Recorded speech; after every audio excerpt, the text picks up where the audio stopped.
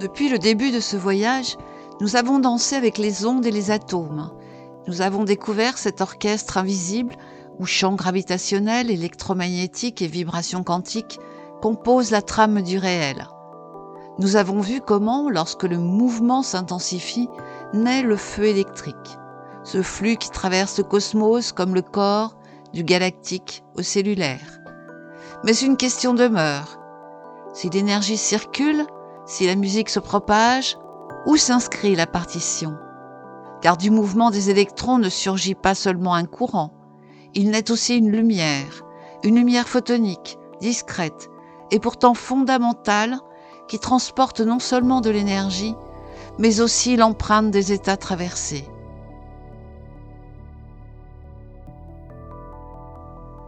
La lumière est une onde électromagnétique. Elle se caractérise par sa fréquence, sa longueur d'onde, son intensité, mais elle se manifeste aussi sous forme de quanta d'énergie. Cette dualité onde-particule est l'un des fondements de la physique moderne.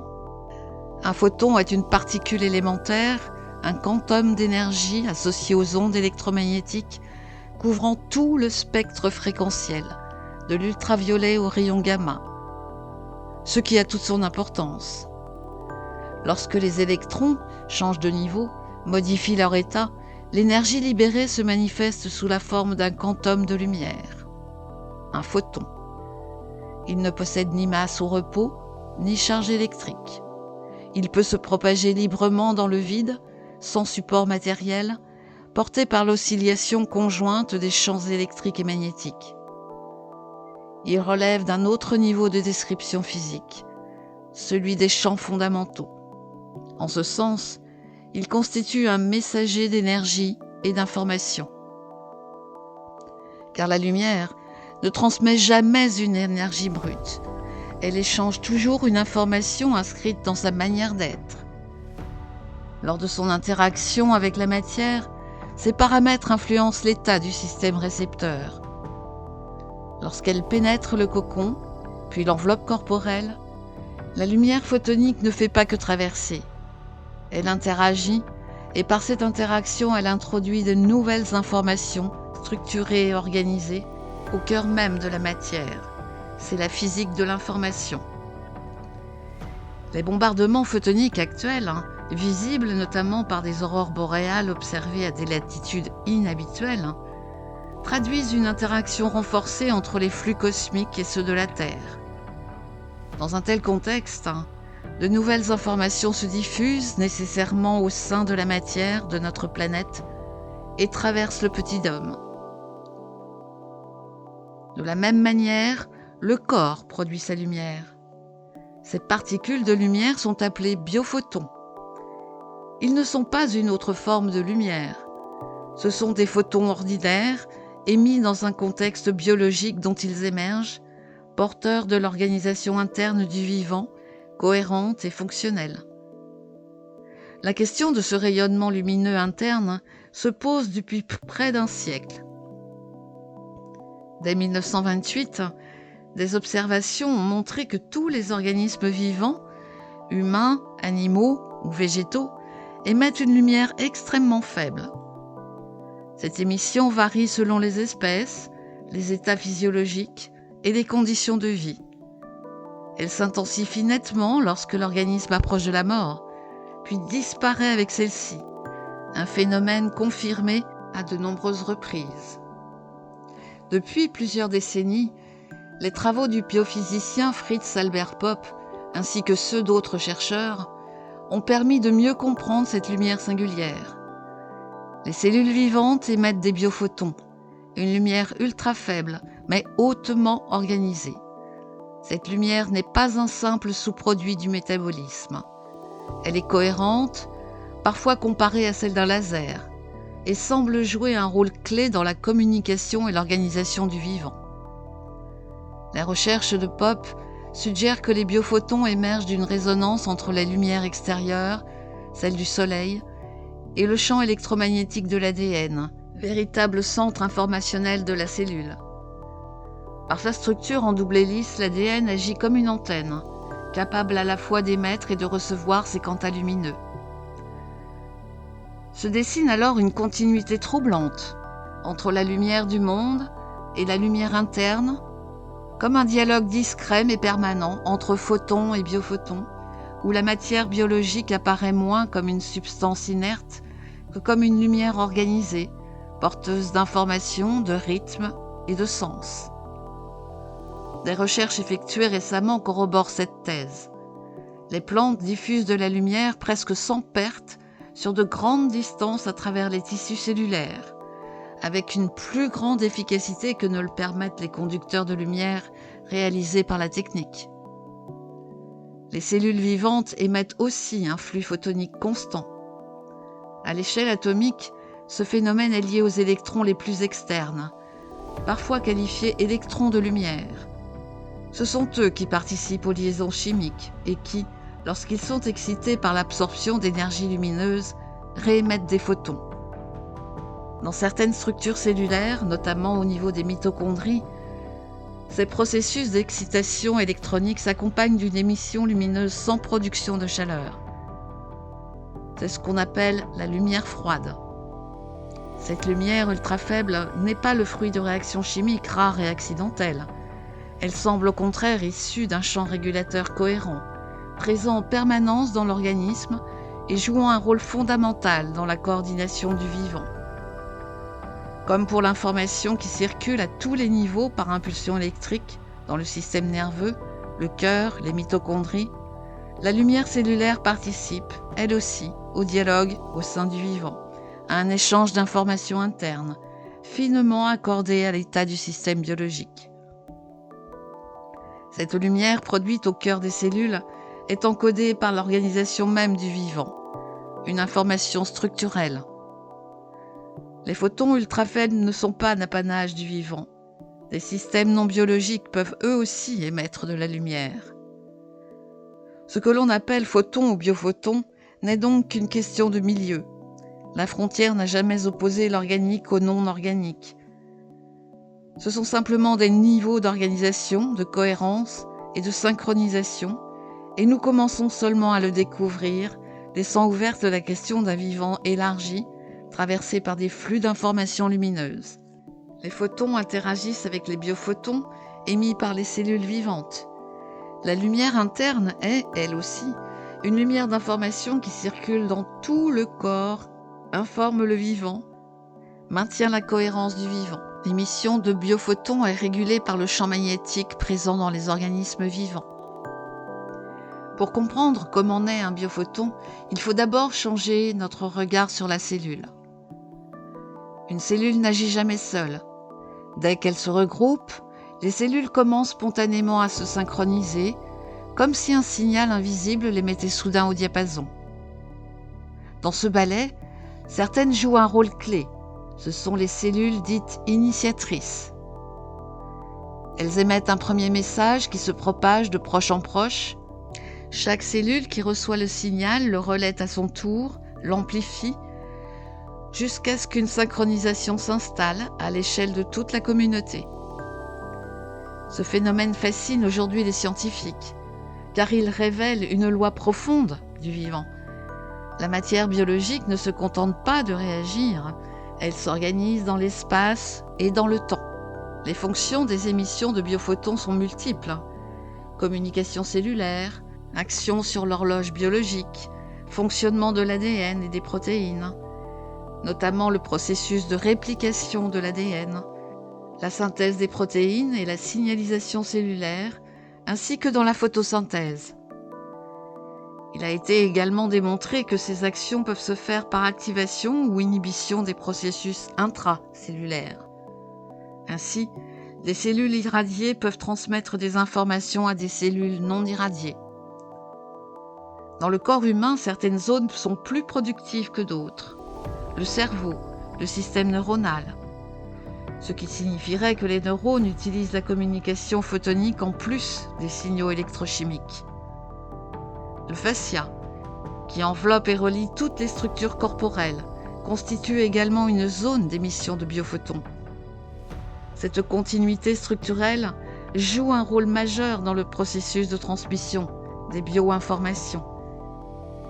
La différence entre un photon et un biophoton n'est pas une différence de nature, mais de contexte et d'échelle. Il s'agit du même quantum de lumière.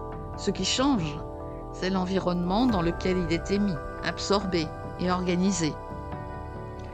Les photons et les biophotons apparaissent alors comme un véritable langage cellulaire, un mode de communication subtil, un échange d'informations, reliant les échanges internes du corps aux champs et aux ondes de son environnement. Cela rejoint l'autopoïèse de Francisco Varela et Humberto Maturana, dans une certaine mesure. Dans une lecture inspirée de l'autopoïèse, on peut distinguer deux registres complémentaires au sein du vivant en interaction avec son milieu. Les photons proviennent de l'extérieur du système biologique et peuvent être envisagés comme porteurs d'informations issues de l'environnement. Les biophotons, quant à eux, sont produits par l'organisme lui-même. Émis par l'activité organique, ils témoignent du fonctionnement interne du système et participent à son processus continu d'autoproduction et de maintien.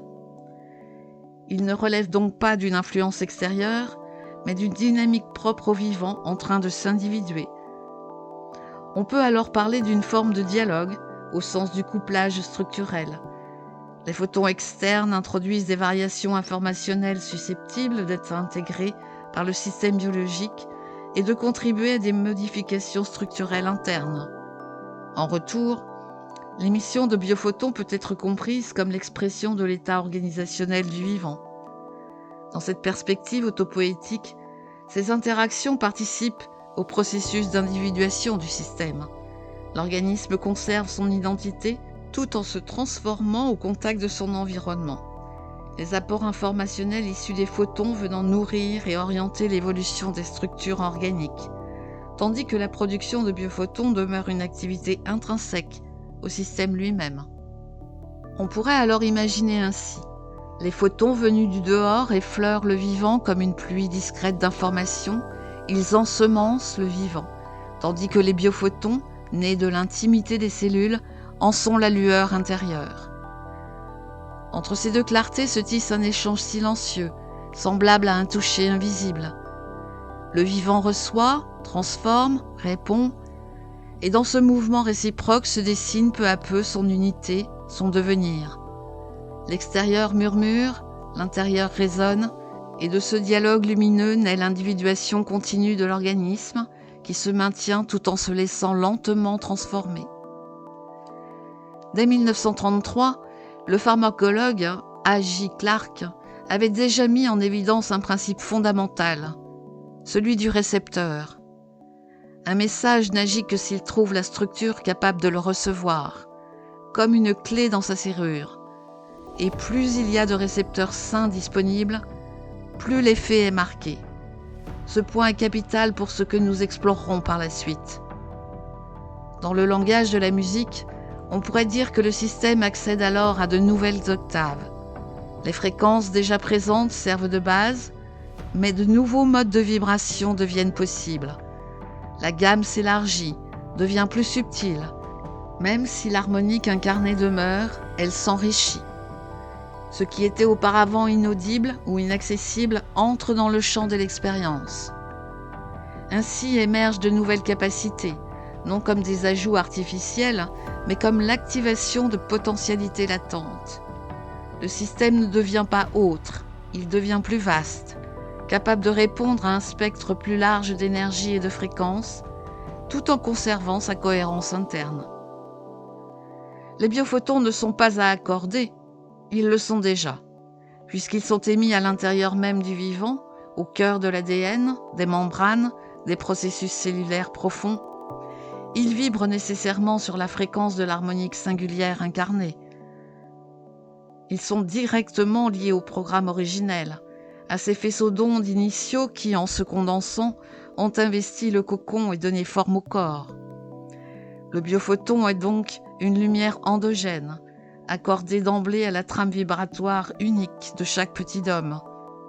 Il en est l'expression fidèle, le langage interne, la signature lumineuse.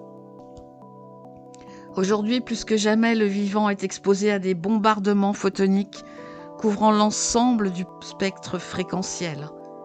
Ces flux ne sont ni ciblés, ni accordés, ni hiérarchisés. Ils contiennent tout, toutes les fréquences, toutes les intensités, tous les états que les atomes ont rencontrés. Ils sont la source des potentiels à venir. Mais que se passe-t-il lorsque l'intensité augmente, lorsque les flux s'accélèrent, lorsque les événements imposent des fréquences étrangères ou brutales?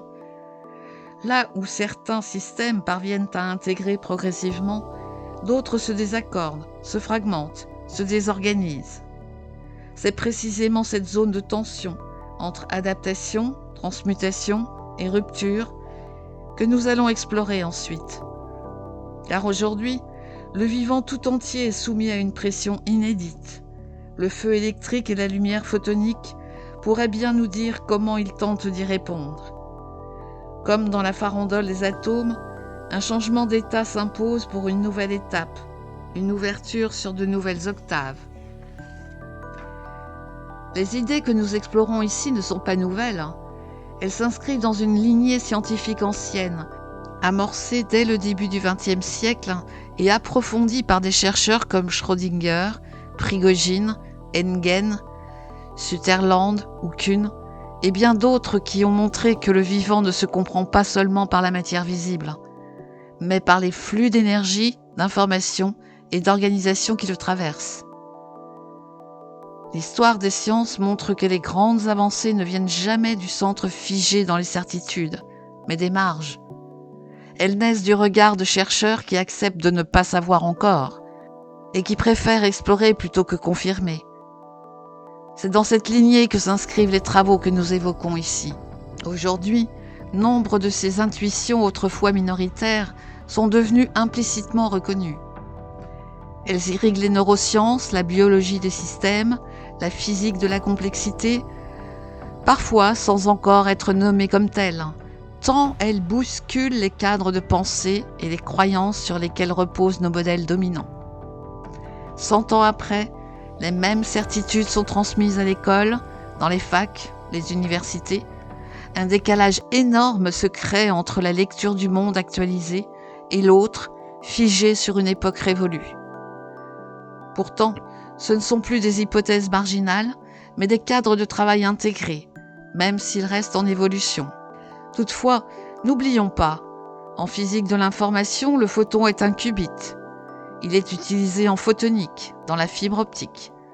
Une grande partie des découvertes actuelles est mobilisée pour le développement technologique, alors même qu'elle pourrait aussi ouvrir de nouvelles pistes pour comprendre la complexité et l'intelligence du vivant.